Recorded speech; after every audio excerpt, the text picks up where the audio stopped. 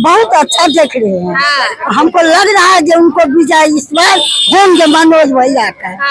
शांति देवी के साथ घूम रही हैं। हाँ। इतना शांति देवी के साथ में घूम रहे हैं। इतना कष्ट उठाते हैं इसीलिए ये बदलाव हो, अच्छा उनको सब समर्थन करे कि नहीं, इसीलिए न घूम रहे हैं। आपको पूरा उम्मीद है कि जीत होगी? हाँ एकदम हमको लगे हौसला आना होगा। देखते हैं माहौल बहुत अच्छा चल रहा है। 35 सालों लोगों ने ठगा, 15 साल लालू यादव और 20 साल नीतीश कुमार ठग लिया।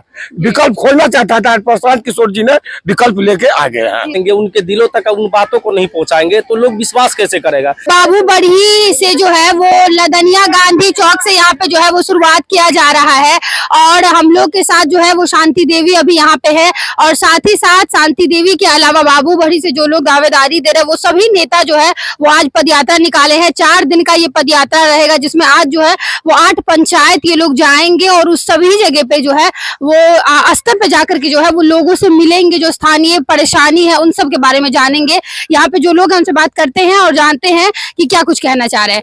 आज जो है वो आप लोग का पदयात्रा चल रहा है, कैसा देख रहे हैं सपोर्ट स्पेशली शांति देवी की तरफ कैसा देख रहे हैं? देखिए सबसे बड़ी बात है हम लोग का जो पदयात्रा है ये इस वजह से है कि हम लोग अगर मान लीजिए घर तक नहीं जाएंगे, घर तक संदेश नहीं पहुंचाएंगे जन स्वराज का, तो फिर इंसान के नज़र में जन स्वराज का जो है सो कैसे पहचान बनेगा। इसलिए हम लोग चाहते हैं कि एक एक आदमी के पास जा करके जन स्वराज के बारे में समझाए बताए, क्योंकि ये नई पार्टी है।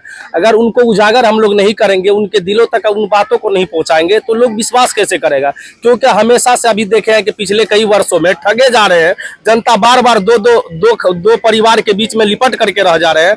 तो यहाँ पर इस बार तीसरा विजन है यहाँ पर सभी जनता के पास कि अगर इस बार जो है जन स्वराज जो आया है वो तीसरा पार्टी है और तीसरा पार्टी इस तरह से उभर करके आया है कि जैसे लग रहा है कि बिहार सचमुच बदलाव की तरफ जो है अग्रसर हो रहे हैं।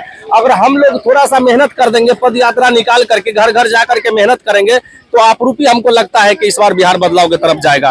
एक बूढ़ी दादी है जो कि बहुत इतने उम्र में आकर के जो है वो शांति देवी के साथ है, क्या कहना चाहेंगी, कैसा समर्थन देख रहे हैं? हम बहुत अच्छा देख रहे हैं। हमको लग रहा है जो उनको विजय इस बार होंगे मनोज भैया का।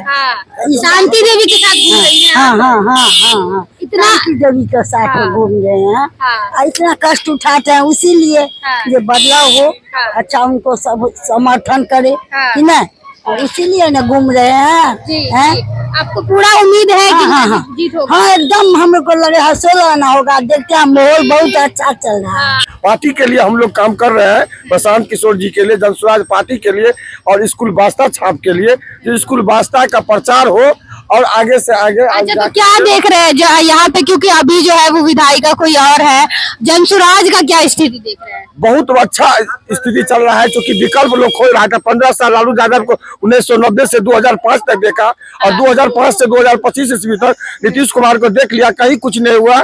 जैसे स्कूल, शिक्षा, रोड, पाइपलाइन, कुछ किसी प्रकार का खेती किसान को लिखे और दिया को पढ़ाई के लिए किसी प्रकार का व्यवस्था नहीं है। साफ चौपट व्यवस्था है बिहार में, इसलिए पलायन रोकेंगे बहुत अच्छा। इसलिए देख रहे हैं कि पलायन रुकने के लिए काम चल रहा है कि विकल्प यात्रा जो है पूरा विकल्प है। 35 सालों लोगों ने ठगा, 15 साल लालू यादव और 20 साल नीतीश कुमार ठग लिया।